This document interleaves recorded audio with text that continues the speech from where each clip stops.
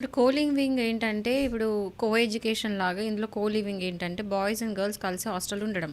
So, ఇదేంటంటే ఇది almost సొసైటీని ఒక ఖరాబ్ చేసే ఫ్యాక్టర్ ఇది. అంటే గర్ల్స్ హాస్టల్ ఉంటది. బాయ్స్ హాస్టల్ ఉండేది. బట్ కలిసి ఉండడం అనేది అది మన సాంప్రదాయం కాదు. మన సొసైటీలో ఒప్పుకునేది కూడా కాదు. ఎందుకంటే ఫస్ట్ థింగ్ అంత మెచ్యూరిటీ లేదు. ఇదేం ఫారిన్ కంట్రీ కాదు. వెస్టర్న్ కంట్రీస్‌లో ఎట్లుంటదంటే గర్ల్స్ అండ్ బాయ్స్ కలిసి ఉండడం అదంతా నడుస్తది. కానీ మన ఇండియాలో మనకి ఒక సాంప్రదాయం ఉంది. మనం ఒక హిందూ సాంప్రదాయం అనేది పాటిస్తాము. మనం కొన్ని ఫాలో అయితాము. సొసైటల్ నార్మ్స్ పాటిస్తాము. అక్కడ ఏంటంటే ఫారిన్ కంట్రీస్‌లో అంత మెచ్యూరిటీ, అంత అండర్‌స్టాండింగ్ ఉంది. అంటే ఒక 14, 15 ఇయర్స్ రాగానే వాళ్ళకంత నాలెడ్జ్ ఉంటది. ఏది ఎట్లా డీల్ చేయాలి. ప్రతి దాంట్లో నాలెడ్జ్ ఉంటది. ఆ మైండ్ సెట్ ఉంటది. ఆ మైండ్ స్టేటస్ ఉంటది.